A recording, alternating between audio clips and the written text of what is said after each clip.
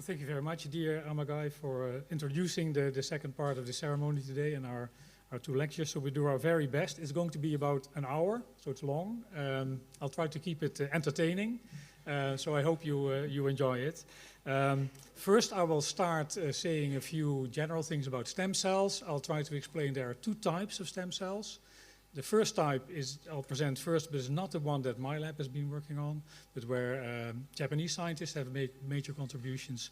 And later on, in the second half of the talk, I'll discuss the stem cells that we are studying. So to introduce to you the first stem cell type, these are called pluripotent stem cells. These stem cells can make every tissue, every cell of a human body. And originally they were isolated from human embryos. You can see here this is a human embryo of about 3 days old.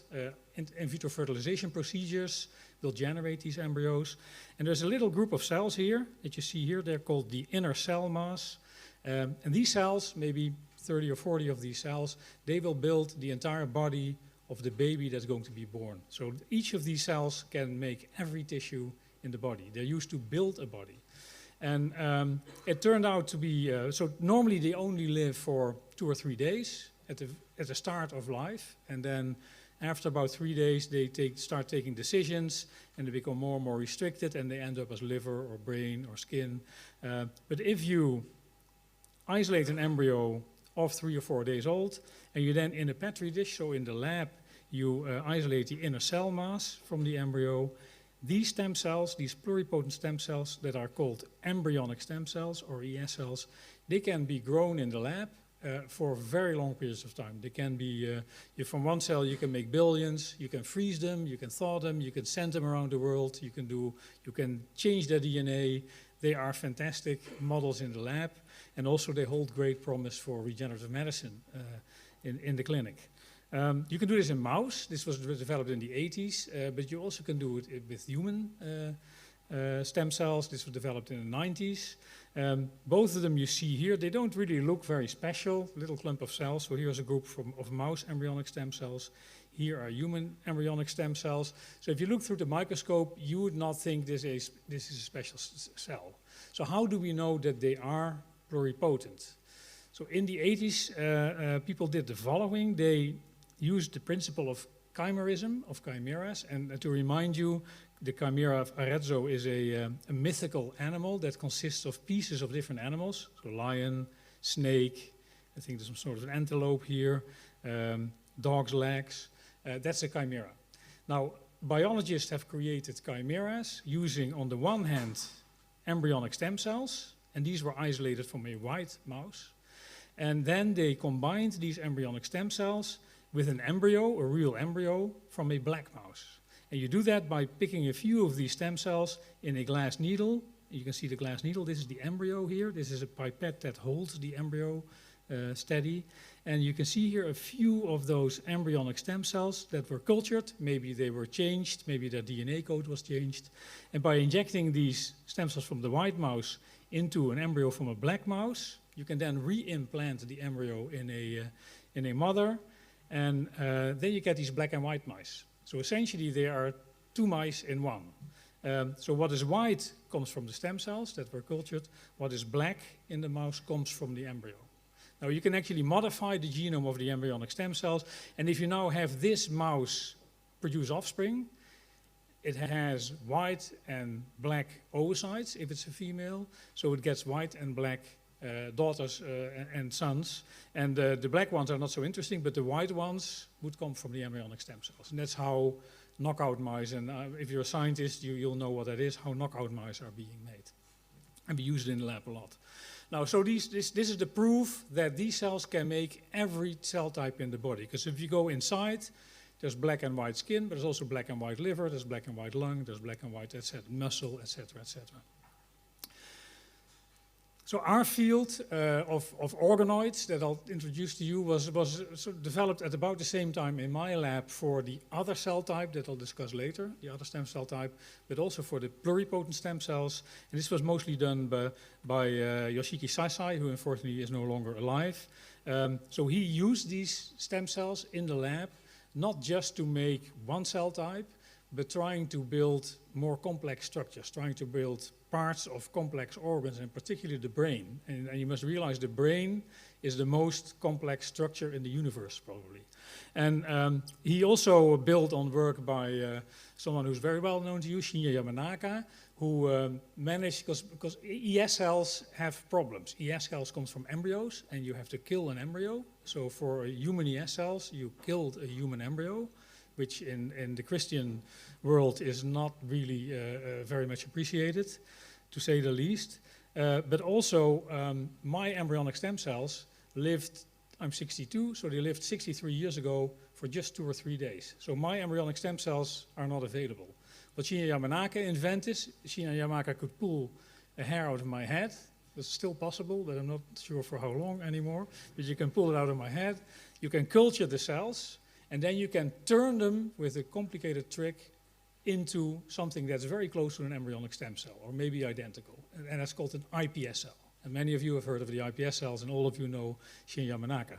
So those cells are pluripotent, essentially the same, and you can try now to instruct these cells to do in the dish what they normally do in an embryo, that is to build organs. And by giving them instructions, it's almost like a cookbook. You do 1 week this, you do then another week that, etc. You can instruct them to become different structures. And I think one of the most striking early examples from Sasai's lab was the fact that he made these clumps of embryonic stem cells, and then when he treated them in a certain day, only took 9 days here. This is mouse, goes faster. He made what's called mini eyes or retinas or optic cups. That really started looking like a developing eye. And this is what you in real life saw under the microscopes. This is a number of embryonic stem cells that have started building structures, and they built an eye. And so that was very, very surprising that you could build large structures, complex structures, starting from a very simple stem cell type. And then a friend of mine, Jürgen Knoblich, and his postdoc, Madeleine Lancaster, took this a level further in 2014 or 15. And I'll just show you what their procedure is. This is a movie I got from Jürgen. So essentially, you start with embryonic stem cells or iPS cells, doesn't really matter.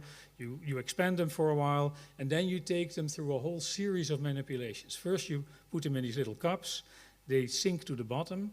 They form a small clump of cells called an embroid body. Not very important, the term, but you see a little clump of cells. So now these cells are together, and if you now start instructing them in 3 dimensions, that's crucial. You should not do it on plastic. So in 2 dimensions, you should do it in a gel, matrix gel. And you see how that's done here. And then you basically shake them for a long time. Different types of growth factors are added. And then slowly, for humans, this might take 3-4 months. Inside that embroid body, you'll start seeing structures that resemble pieces of the brain. And they're called mini brains or cerebral organoids.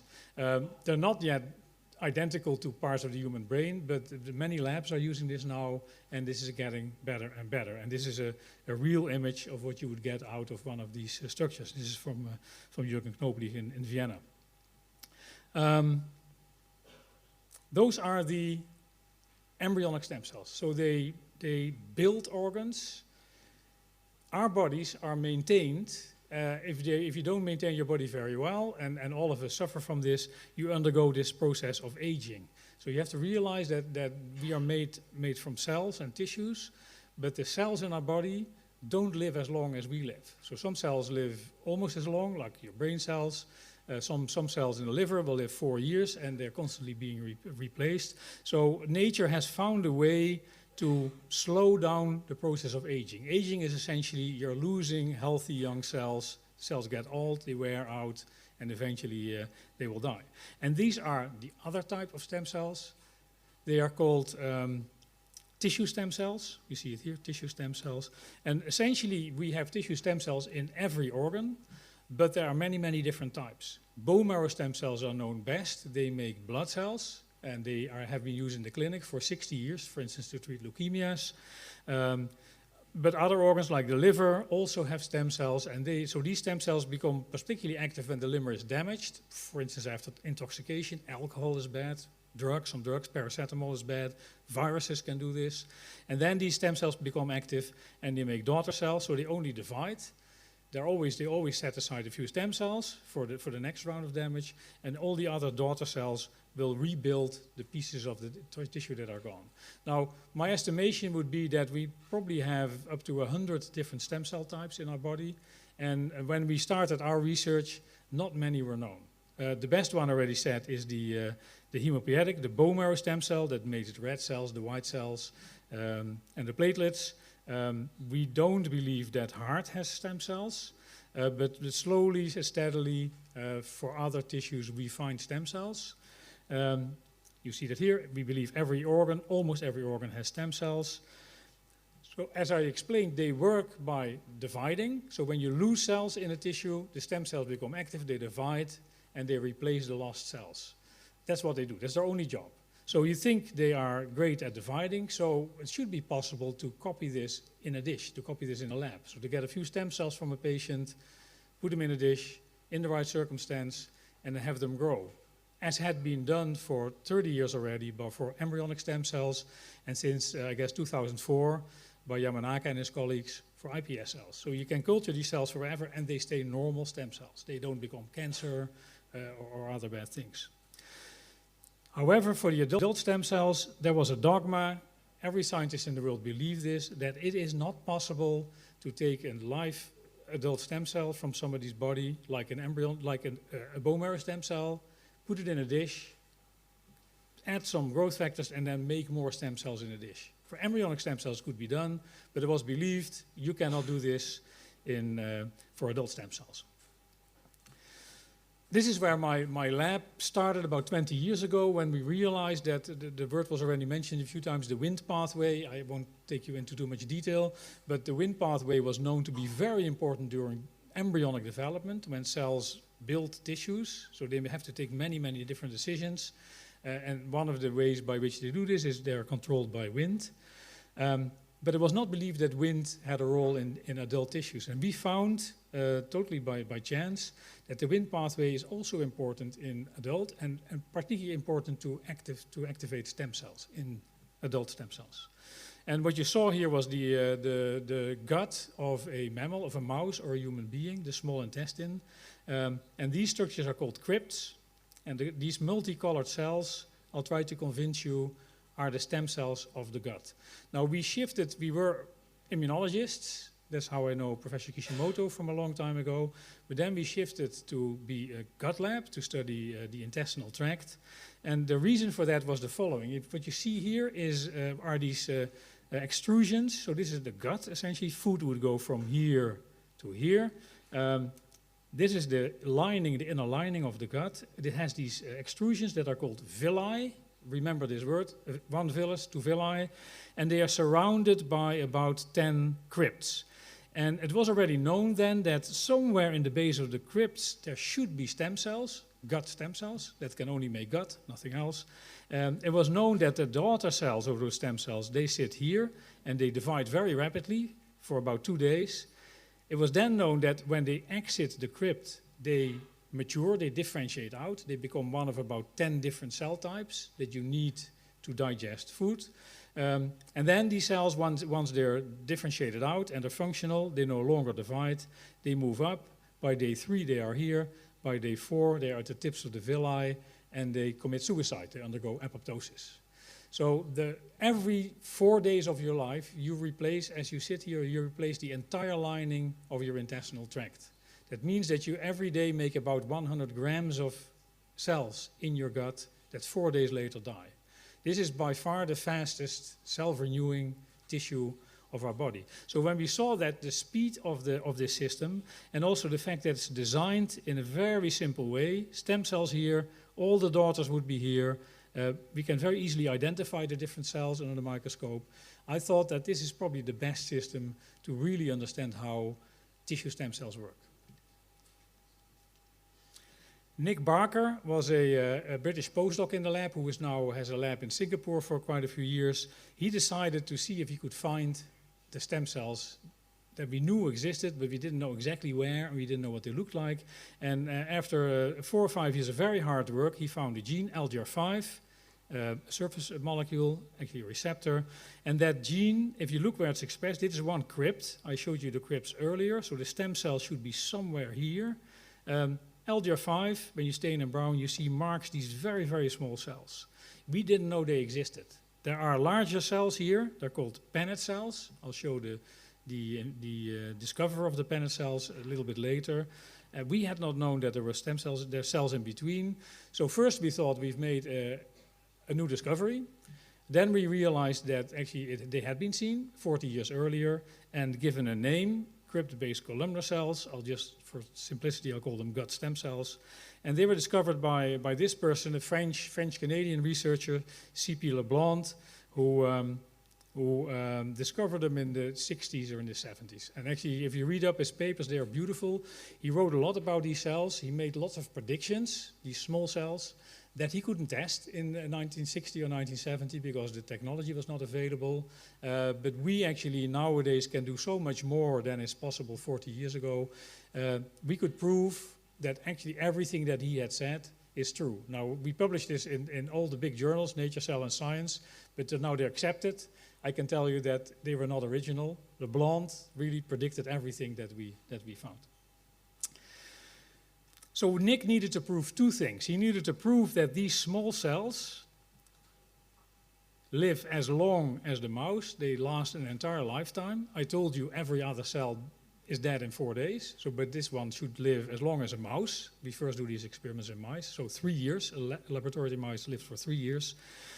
And during those 3 years, every day it should make all the other cell types of the gut. It should not make muscle, should not make nerve, but it should make all these epithelial cells of the gut. Those were the two things we needed to prove. And we thought if we can prove that, we know for sure that the cells of Leblanc really are the stem cells of this system. Now, what can we do that Leblanc could not? We can now, since the year 2000 or so, we can go to a computer. On the computer screen, we can put the entire genetic code of a mouse or of a human being. And then, like using a word processor, we can make changes in the genetic code. And then, once we have designed it in the computer and using stem cell technology, we can create mice that have the changes in their genome. And once we have a mouse, if it produces offspring, the offspring will have the same changes. So you can then make many, many mice with the same change. Now, what did Nick do? He stole two genetic qualifications from other animals or from other species. The ability to emit green light, he stole, and actually we got it from a scientist in California, little piece of DNA sent by FedEx in an envelope. And if we would, so Nick built it in the genome of a mouse in such a way that only the cells of Leblanc, these tiny cells, would be green light. Now, you all know that mice normally don't emit green light. That would be very unusual. So every time that we see a cell that emits a green light, we know Nick has done this, and that cell is the cell of Leblanc. He also incorporated the second piece of DNA, more difficult to explain, but it's stolen from viruses, and viruses are essentially bits of information like computer viruses that jump from one cell to the next. They cut and paste in DNA.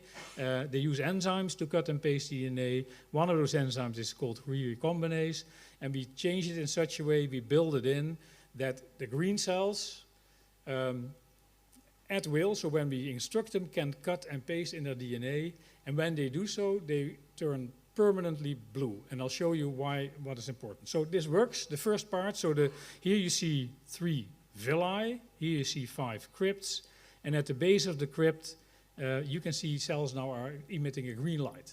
So that part worked of the experiment. The green cells also have this other genetic activity, the recombinase. So they can actually turn the cells blue at will, and that blue is permanent. And why do we do that? Here you see we turn one of these cells blue. You by now probably recognize these small cells, so this one here. And we are asking, is this a stem cell? So what we see is, or Nick saw that, the first few days you see blue daughter cells. So mice are never blue. You probably know that. So the first blue daughter cells arrive, they proliferate. By day 2, they reach the crypts of the end of the crypts, the exits. They will turn into one of these different cell types. And here there are 2, but there's probably about 10 or so different cell types in the gut. Day 3 and 4 of the experiment, these cells move up the flanks of the villi. Here they're 3 days old. Now they work hard. They pump nutrients into your blood and lymph vessels, to the liver, into your body, keep everything else out. By day 4 or 5, they are tired, they're worn out, and they undergo apoptosis. They commit suicide. Now, if we don't end the experiment at day 4, but we wait 2 years, so we start with a young mouse and let it age, and we then open the gut, we still see these blue ribbons. That implies that the cell that we turn blue at the very base, down here, that cell lives long, lives as long as the mouse, lives 3 years. And if we then look in the ribbon that it produces, we can score, does it make all the other cell types in that ribbon? And that's what we found. Here, for instance, you see so-called goblet cells, enterocytes. So this experiment allowed us to show indeed that the small cell of Leblond lives as long as the mouse and makes all the cell types of the gut. So by that definition, these are the stem cells of the intestinal tract. Now then I had 2 PhD students. They thought this was a bit of a simple experiment, a little boring, because we can turn stem cells blue. There are about 15 stem cells in every crypt, but we can only turn them all blue. And then we cannot see what they do individually. So they designed what they call the confetti mouse, so a multicolor mouse, 4 different colors. We cannot tell stem cells with this mouse to become red or yellow or green. We can tell stem cells, pick a color, but you decide. And then so stochastically, we can have stem cells that are green, yellow, red, or blue. And for the geneticists here, we can make this homozygous, and then you have 10 false colors. So you can actually have individual stem cells, each in a different color. Now the person who makes these animation movies, Jeroen Huibe, before we did the experiment, he thought that we should see the following. So we start with a number of, I can use this here, with a number of multicolored stem cells. At the bottom, they all produce offspring, but some of them are a bit better. They push the others out. I think this one will, the green one goes. So slowly, all the stem cells are red, and then the entire crypt becomes red. But the neighboring crypt can be yellow or blue or green. And he then thought that if we now would look in the insides of the mouse, this is what the mouse on the inside should look like. Yeah, a little over the top, but then we got the real results, and this is what we saw in these mice. So the muscle is here, the food goes from here to here. You see villi, and on a blow-up, you can nicely see 1 crypt, 2nd crypt, 3rd crypt. So this is a villus that's surrounded by multiple crypts, and they produce these parallel bands of colors that for the rest of the life of the mouse will stay like this. Now, while we were doing these experiments, Nick realized that this did not only happen in the gut, it happened essentially in every organ. And for instance, on the outside of the mice, the hairs are also produced from hair stem cells. They also have LGR5 as a marker. They also pick a color. And if you wait long enough, every hair will have its own color. And these are fluorescent colors, so in daylight you see nothing. But if you flip off the light and you put a black light, so disco light on it, you get these beautiful images where you see every hair has its own color.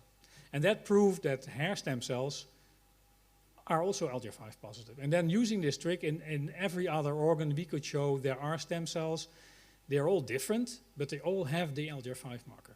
And so therefore we could use Nick's mice for each of these organs. And now these mice are very popular, and they're being used by many labs around the world to study stem cells in any organ you could think of. A little sidestep, Joseph Panet is the person who discovered the so-called Paneth cells. And Paneth cells, this is a crypt upside down. Note that this is a study from 1887, so it's about 1.5 centuries ago. So he discovered these Paneth cells, but he also noted, so the cells that we had not seen with all our advanced microscopes, 150 years ago, he had seen these very small cells. He had even put an S there. The word stem cell has been used later, so I thought maybe he is really the first discoverer of stem cells. This is a German study, so I'll try to translate. So S here means small cells, schmale Zellen. So he could have, if he had called them stem cells, he would probably have received the Keio Medical Prize, but he called them small cells. So, but he did discover the Paneth cells. So now we have a mouse where the stem cells emit a green light. So we can quite easily see them, see what they do, but we can also isolate them. And then Toshi Sato, we call him Toshi, Professor Sato nowadays, came as a postdoc in the lab and already had some experience with isolating crypts from mice and trying to culture them, which in 2D didn't work so well. if I summarize your thesis work, Toshi. But then, so we sat together and said, we have to do this in 3 dimensions. 2 dimensions is not good. We try to make a real organ-like structure. So here you see a crypt taken out of a mouse. Here you see the green stem cells. On a cell sorter machine that many labs have, we can easily isolate the green cells. So every dot here is a single gut stem cell. Now, as I already told you, our colleagues and also ourselves thought if you now put them in a dish, maybe they live for a few days and then they will die. You cannot culture these cells, let alone expand them, increase their numbers. But we sat down and eventually we discussed a lot, and Toshi tried many things. And then we came to a fairly simple protocol. We only needed 3 growth factors, and growth factors are small secreted molecules. Professor Kishimoto will talk about IL-6. It's also a secreted molecule, so they provide signals to other cells. 3 of these growth factors allow the following. So we took a single stem cell, and at least I believe that if we find the right conditions, we start from 1 stem cell, and then looking at Shinya Yamanaka's work or at earlier work on embryonic stem cells, we would then make many gut stem cells. Something else happened. It's very surprising. I don't know if Toshi had expected this, but we got these strange structures that we first didn't know what they were. And when you grow them, they're very vital, so they don't die at all. They grow very fast, as you can see here. I think this movie runs over a few days, but you can see how fast it grows. They grow for years. It never stops. And as far as we could tell, these cells remain normal. One prediction would be these are cancer cells. These are not normal cells because they divide so fast and they live in culture. This cannot. But we didn't find any mutations. We also realized that they started looking like mini guts. So they are not a tube like our gut, but they are closed space. But if you put them together, they make a tube, a long tube. And these protrusions that you see here, these buds, are crypts. They have stem cells, they have pennant cells, and there's a central space, which is like the central space, the lumen of the gut. And when you look carefully, you can see all the cell types that are in a normal gut are present in these mini guts. So they really were, totally surprisingly, a single stem cell can make a complete gut. And when you grow it for a week, you split it up, and you can do this for years, you get enormous amounts of tissue, but it will always stay the same. We didn't see any evidence in the lab that they were cancer cells. What many people said, they can be normal, they have to be cancer cells. So then we heard that Mamoru Watanabe, also here in Tokyo, and I think present here, his lab had found out how to transplant these mini guts that were originally described by Toshio Sato. And so Toshi grew one stem cell from a rat mouse in Holland, so a single stem cell, grew it up to maybe 100 million cells, froze them, sent them to Tokyo, and then in Mamoru's lab, they were transplanted. You just saw the first bit. So they basically, you insert them through the anus of these mice, and the mice had colitis. They were treated with DSS, so they had an inflammation of the gut. And what you here see is normal lining of the gut, but here, sorry, it goes again. Yeah. So these are these organoids, these mini guts that are infused through the anus of these 40 mice. So 40 mice were treated with the offspring of 1 cell. They float around for a while. They don't adhere to normal tissue, but the moment they see these lesions called ulcers in colitis, in IBD, they will attach and they will open up, and like a living Band-Aid, they seal these lesions. And they grow together and they integrate. And then function normally as far as we can tell. So one prediction was this will now turn into a tumor because these are not normal cells anymore. I think it was never seen by Mamoru's people. The other prediction was, well, you start from 1 stem cell, you expand it into 100 million cells, they must be exhausted. So you will lose these cells very rapidly. They will not stay. That's also not seen. They actually stayed quite nicely. And that's what you see here. So this is a colon of one of these mice. What is black is the Japanese mouse that didn't have a color. What is red is the offspring of Toshi's 1 stem cell that was expanded. You can see you get these large patches. So this is presumably where these ulcers were. You can only find them if you use the confocal microscope and looking for red cells. This is Dutch. This is Japanese. And then by any other means, this looks like normal tissue. Fully integrated, fully functional. Now, the promise of this technology, we can do this now for many other organs, for liver, for pancreas, for prostate, for breast, for lung. So the promise is that with this technology, you can take a small sample from a donor, a healthy donor, like a blood sample, like for a blood donor. You can expand in the lab, you can freeze, and then you can make a large biobank, like a blood bank. And then if anyone needs a new liver tissue or new gut tissue, you go to the biobank and you get the right tube that matches the patient, and then you transplant. This is also, by the way, done for the iPS cells by the institute that's led by Professor Yamanaka, but then using the different technology. Now, this is actually ongoing. I think Professor Watanabe just got the approval that the study can now be done in humans, so treating humans with inflammatory bowel disease with these stem cells. This will never happen in Europe. The regulatory environment is not very good for this. I think part of it is that Japan is very open to these new stem cell-based technologies. Has a lot to do, I think, with Professor Yamanaka's discoveries.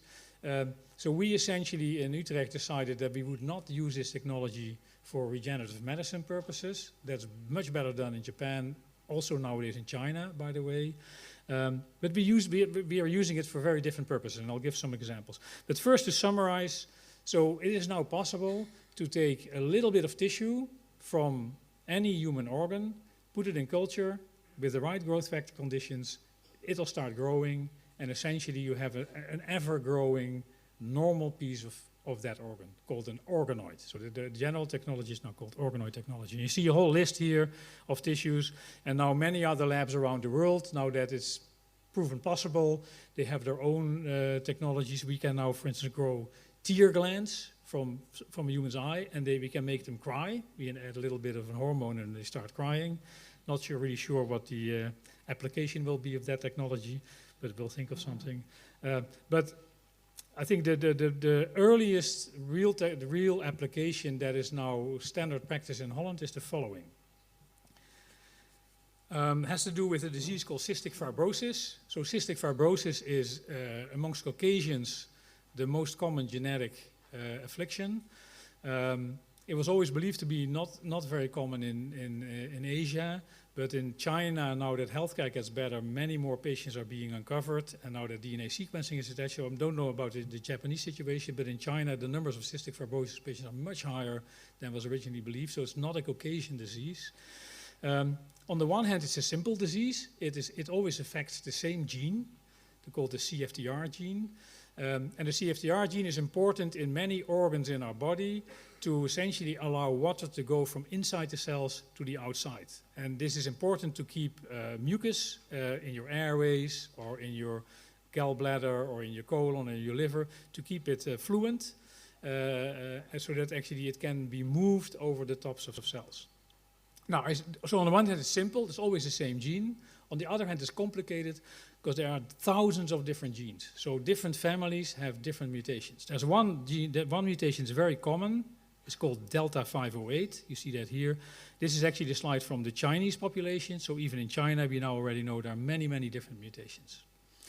And why is this important? This is, again, the common mutation, delta 508. These are all these other mutations. So if you look at a population of patients, half of them have the same version of disease. The other half, there may be thousands of different versions of the disease.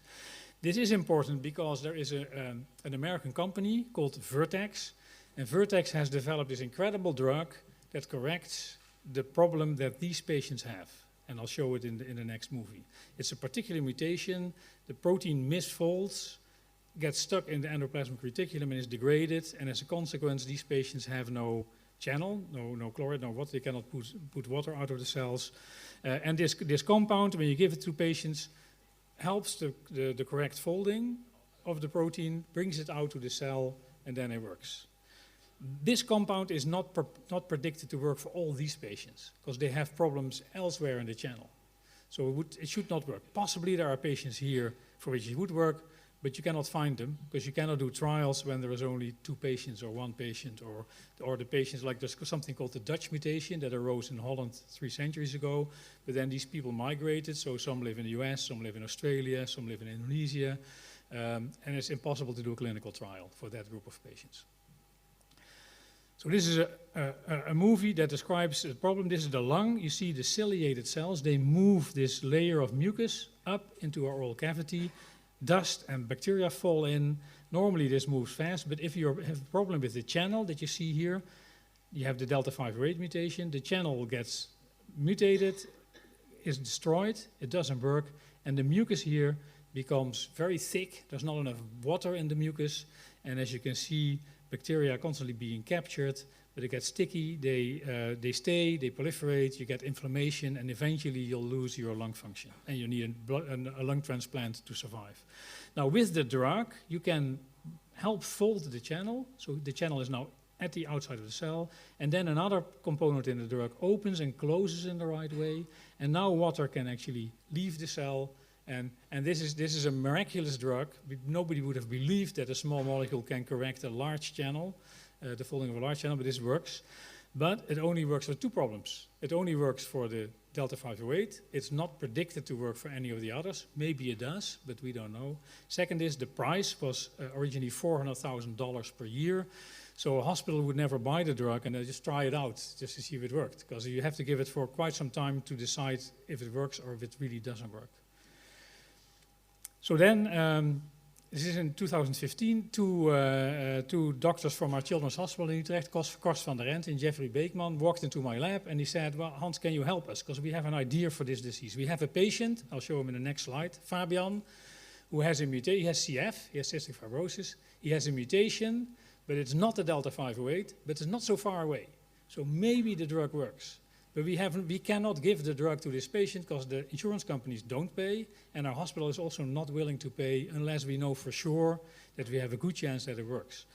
So we built a functional assay using organoids. This is a normal control, and we don't do lung organoids, we do rectal organoids, so colon organoids, which grow easily. Also the biopsy for children is painless, it's very easy to get, to obtain. And when we grow them, you see them for about a week, we then turn them green. They grow well. If we open the channel with, for instance, cholera-toxin, and this is a looping movie, when we open the channel, water goes in and it basically swells up the organoid. That's what you normally see if you open the channel.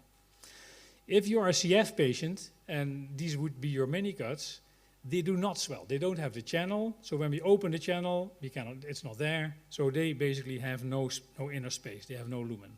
But when we take these patients' organoids and we expose them to the Vertex drug called Orkambi for a few hours, and we do the test again, now you can see they look much like these. And we think this means that, okay, if it works on the mini organoids, on the mini guts, it should also work in the patient. We have about 1,500 patients in Holland with cystic fibrosis, 50 new ones every year. Half of them have the common mutation, half of them have all sorts of mutations. One of them is Fabian. This is taken from television, so he told this story in a talk show called De Wereld Draait Door. And so he is the guy who had this mutation near the 508. He only shares his mutation with his aunt. Nobody else in the world is known to have this particular mutation. So for him, we could never do a trial, and the hospital would never pay, because why would he respond? But he actually, his mini-guts, we call them avatars. So the avatar of Fabian worked in the lab. And this was enough evidence that we could then convince the hospital to pay for the drug, or Kors van der Rent did this. He was put on the drug, and in a matter of days he recovered. And then after a month, the hospital stopped financing this. He then told this story, so it got very bad again. He told this story on television, and then our Minister of Health, Edith Schippers, then decided for the registration for Orkambi. So this means that the insurance companies reimburse the drug. All delta 508 patients get reimbursed. That's the group of patients for which the drug was designed. But all other patients with a positive organoid test also get reimbursed. And since Fabian, we are making now a large biobank of all Dutch CF patients. We're about halfway. We have about 700. And we found about 60 or so patients that from this rare group that normally don't get the drug, that have a positive organoid test, are given the drug, and it's so far 100% correct, so we always predict that it should work, and in the clinic it works. We're now doing this in the 4 largest European countries, so we'll be building a biobank for all rare mutations in cystic fibrosis, and we estimate we probably have to make something like 3,000-4,000 organoids, so it's a much larger biobank. Meanwhile, other companies have come up with alternative drugs that work in different ways, and for the patients where Orkambi does not work, we are now trying to match them to these other 3 or 4 drugs. Also for those small companies, it's an interesting business model because it would be very hard for them to compete with Vertex, but we can actually tell them which patients will be the best responders to their drug, and then they specifically can do trials on those patients. So that's Fabian. So I have, I think, a few more short stories. One is just because the movie is so nice, we try to model. So this was genetic disease, and we have many examples that you can take tissues, liver tissue, lung tissue, from a patient with a genetic disease, make an organoid, and then test. Cryptosporidium infects AIDS patients. It's distantly related to malaria, has a very complicated life cycle. It's a lethal disease in immunodeficient patients like AIDS patients or cancer patients. Could never be cultured in the lab, so it would be very difficult to study this parasite, and there are many other viruses and bacteria, etc., that cannot be cultured in the lab yet. So we wondered, maybe this Cryptosporidium parasite, maybe it doesn't like cell lines because they're more like stem cells, maybe they need these differentiated cells that we have in organoids. And the life cycle is, I'll show it in the next movie again, but it starts with an egg called oocyst, so that's what you get in your food. It then rapidly goes through a number of amplification steps. Then it has a sexual step with a sperm cell and an oocyte. You get fertilization, and then you have a new egg. But if you start with one egg, at the end of the cycle, you have hundreds of eggs. They leave in the feces and then are eaten up by other animals or end up in your food, and then you have the infection. So the experiment we wanted to do is the following. We start not with a cell line in 2D, but we start with the human gut organoid. We inject oocytes, so these eggs, these Cryptosporidium eggs, in the mini-gut that you see here. And now we just wait and hope that they will become active and go through this life cycle. And there's different cell types, so we didn't even know what cell type they would like best. We now know they like the enterocytes best. But what they do is, so they basically float around, they land on the cells, so on the human cells, they attach, and then the first stage comes out of this egg. They're called sporozoites. An egg has 4 of these. They will swim around for a bit. They will try to find a good host cell. They infect, and then they form a trophozoite. And in this trophozoite, made by one of these sporozoites, you get 8 additional, so you get a big amplification. These come out again. They're called type 1 merozoites. So there's now 8 of them. They will swim around. They'll do this once more. So they look around, they find a good cell. 1, 2, 3. Oops. It's a bit slow today. There it is. So now we have a type 2 meront. Again, they start multiplying inside.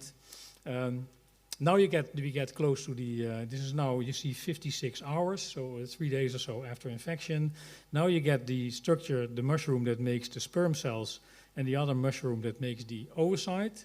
And you see the sperm cells, many of them, they will leave and they will find the other structure and then fertilize it. You see it here, boop, there it goes. And then now you form a new egg. This egg then detaches with 4 sporozoites, that's how we started, goes into the feces, leaves the body, and is now ready to infect the next animal or the next patient. So this works very well. So we start with an egg, but we get all of these stages, and I won't take you to all the details.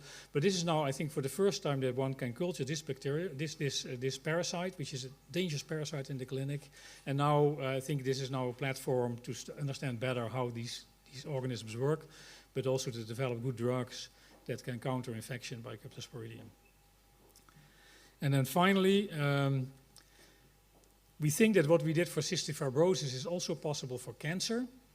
And you have to realize, maybe I stop the movie briefly, when you are a cancer patient, tissue is taken from your cancer. Pathologists look under the microscope. They determine what disease you exactly have, what stage it is in.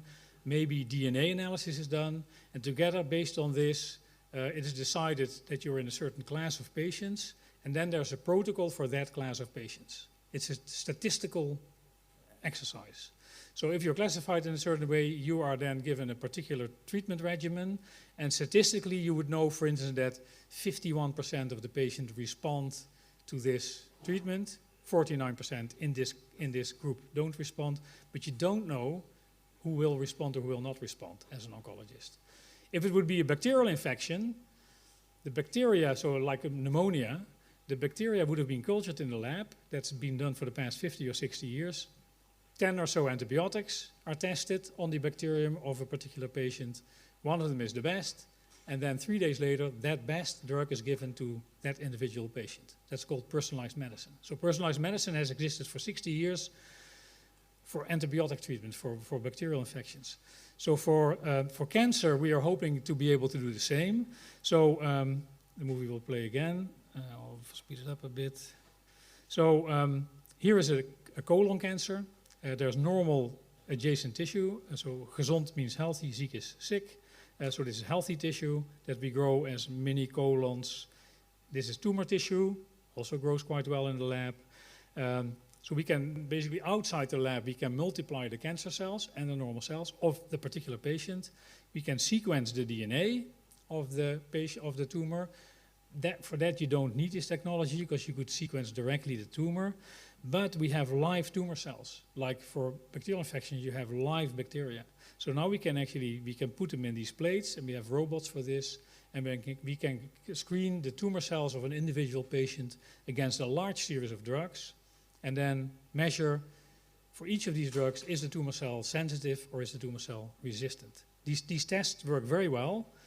This is what these tumor organoids look like. So these are two different breast cancer patients. You can already see how different they are. And as you know, every cancer patient is essentially different. And we see that in the organoids. We can grow these forever. They don't change, as far as we can tell.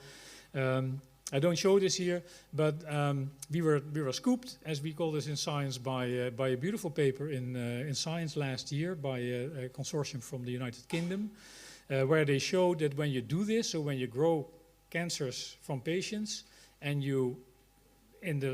on those tumor cells, you give them a lot of drugs, and you see how they respond in the lab.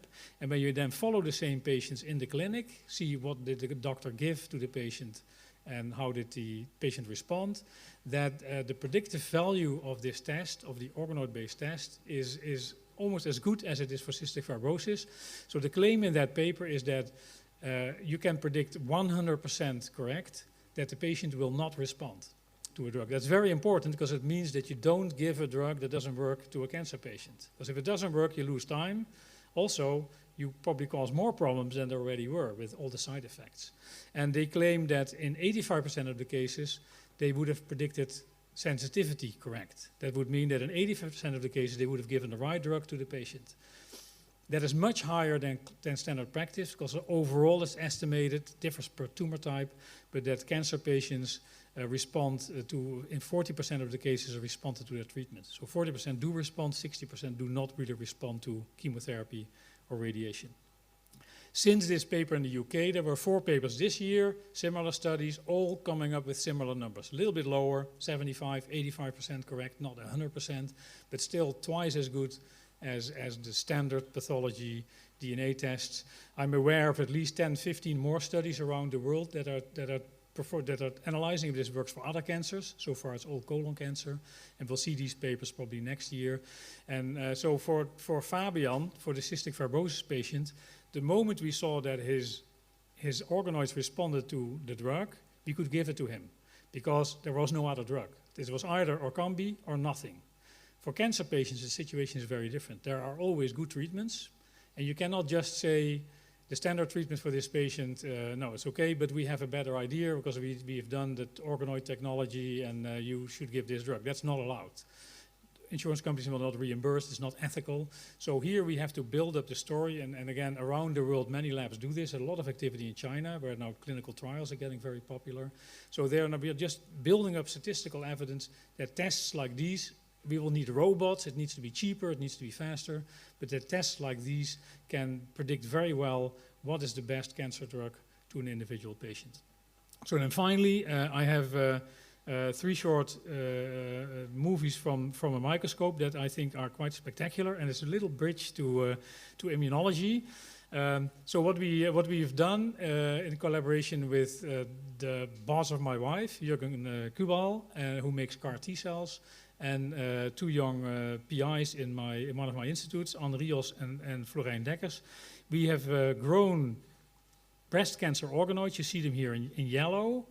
We add CAR T cells for the immunologists, so in white, blue are the T lymphocytes. And when an organoid cell from yellow becomes red, it is killed by a CAR T cell. Here, these are enormous computer files. So here you can actually see, you can track every T cell on these computers. Most of them do nothing, they just sit there. Some of them run around like crazy, but they don't kill anything. But a few are called what Anne calls serial killers. And they are the ones that kill all the cancer cells. And what we now can do, so you see here how they basically destroy, so when yellow becomes red, the cancer cell is dead. Now we can go in these files and zoom in on individual T cells. And I'll give you two examples. Here's the first one. So this is one of those killer cells, quite busy. It attaches to maybe about 20 cell organoid. You can see it wraps its arms around the tumor cell. This movie runs over 23 hours. And it only takes 23 hours for this white cell to kill every cancer cell. In that, and you see it happening here. We're now about halfway. There's still a few cancer cells left. It whirls around and it sort of strangles the organoids. Almost there, a few left, maybe 2 or 3 cells. And I think now it's done. So, good work. Now, this is a good T cell, but then we have the serial killers, and they are very rare. This is a normal one, so it's working hard, but nothing much happens. Here is a serial killer. Now look what it does. It goes straight through the organoid, kills left and right, pushes cells out, okay, leaves it to his body, runs to another organoid, kills one dead cell, another dead cell there. It's now only working for 5 hours, already killed maybe 20 cells, runs to another tumor organoid, kills a number more cells, and then runs off into the sunset.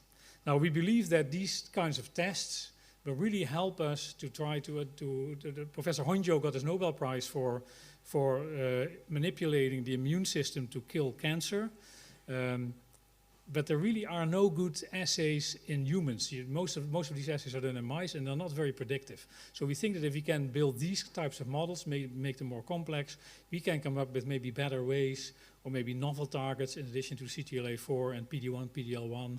And so we're very excited about these developments. And with that, I reached the end of my seminar, and I would like to thank you very much for your attention.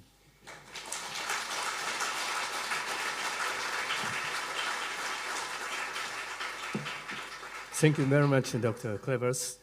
Is it okay for you to take several questions from the audience? Yeah, sure. Okay. 係員がマイクをお持ちしますので、ご質問のあられる方は挙手をお願いいたします。いかがでしょうか。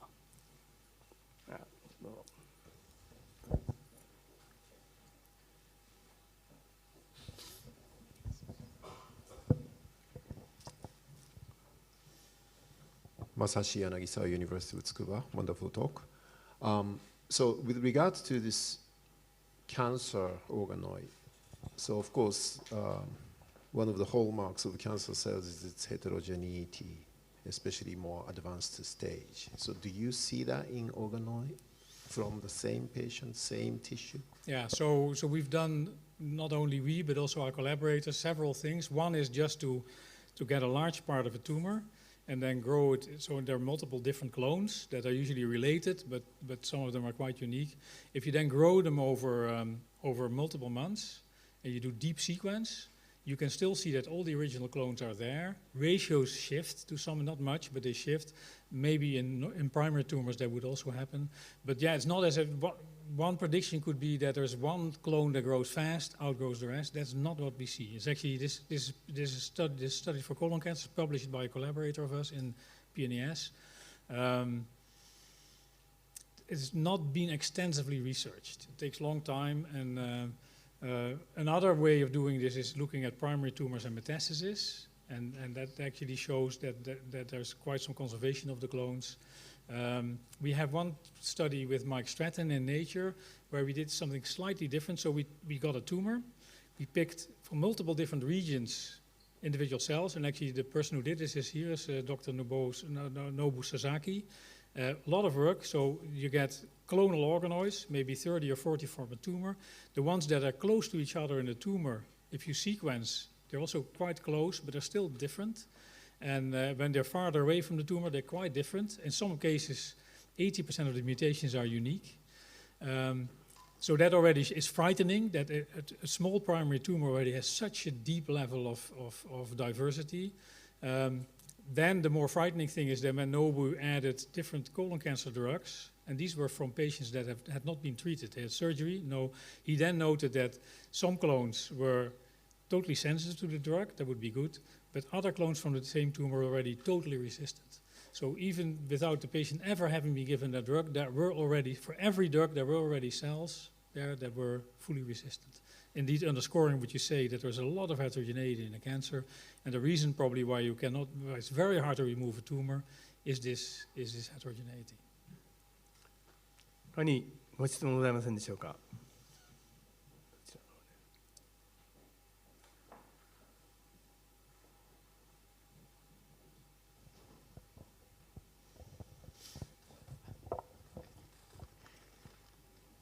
Thank you very much. It was really easy to understand.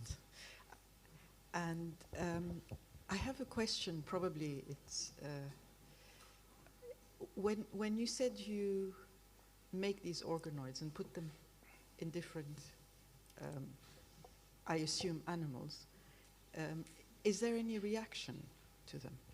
Yeah, that's a good question. So in mice, we in the lab have these what are called laboratory mouse strains that are essentially identical twins. So, one is black 6, and you can freely transplant, like for identical twins, you can freely transplant organs between, because they're identical, but also all black 6 mice in the world, small black mice, you can take an organ, transplant it into any other black 6, it'll be accepted.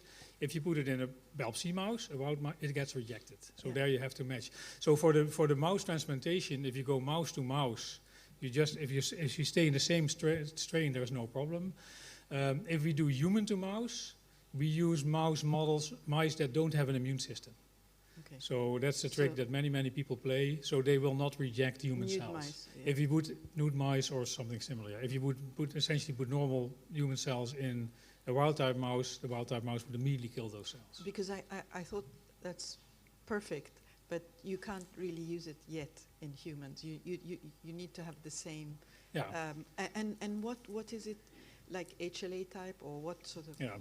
So we think that the rules that we have to follow are the same rules that are followed for organ transplant. Okay. So HLA typing, and Mamoru Watanabe knows much more about this because he's going to do this early next year.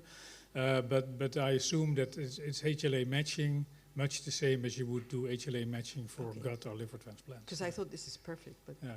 You can know, but you just need large biobanks, but you can quite easily make them, and then you can find the patient, like a blood bank, you can find the patient with the best match. Thank you very much. 何ご質問ございますでしょうか。どうぞ。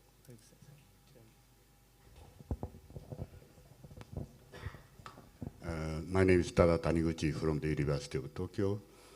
First of all, congratulations for the Keio Medical Science Prize. Maybe it's not your main subject, but since you mentioned about CAR T-cell therapy on breast cancer, what is your view of the prospect of this CAR T-cell therapy in solid tumor in general? Do you have any specific comment?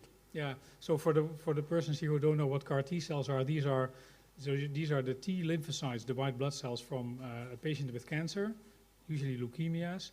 They're manipulated genetically, so they are given a receptor such that they can kill the tumor cells. This works very well for leukemias, blood cancers, but the people have worked very hard to try to have it work for solid tumors. That's your question, and so far there's no great successes.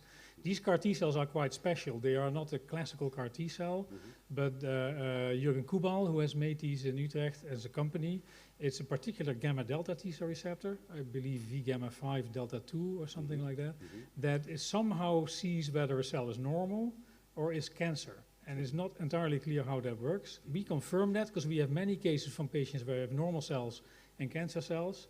And these CAR T cells will not kill the normal organoids, but they will the cancer organoids. And so it's now current as a company, and I think it's taken over or has a collaboration with Keio, I believe. So in this case, you don't know what the tumor-specific antigen. It's believed it's a normal, it's a surface molecule that changes in conformation when the cell is hyperactive, like a cancer cell. Okay. It's being tested in trials now for AML, and it's going to be tested for breast cancer. It actually works for us in the lab for colon cancer, for breast cancer, for AML. It's a little bit like a wonder, like a miracle CAR T cell. Right. Yeah. It's very interesting. Thank you. オーディエンスの方から何かご質問はございますでしょうか。どうぞ。Congratulations for your getting the Keio prize. So I'm Sam from Keio University. So my question related to T cells. So for example, now we are interested to see which patient may respond to PD-1 therapy.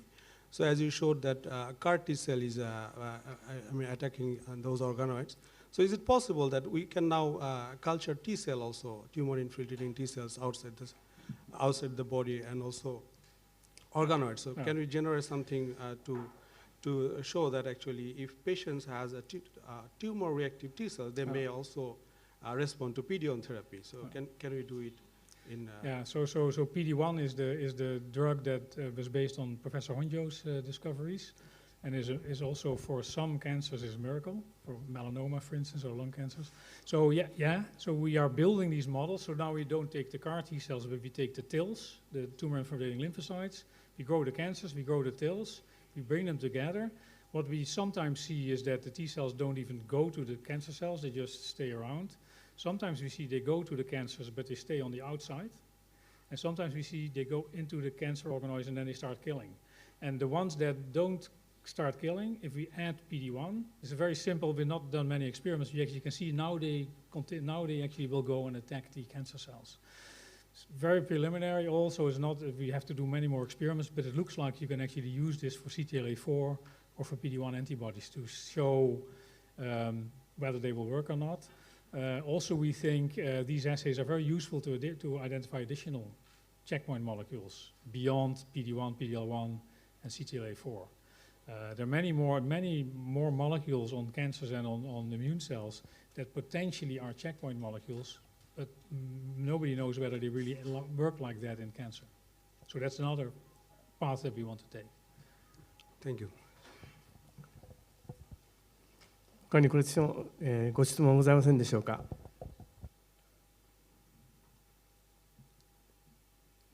If there are no questions, thank you very much, Dr. Krivas.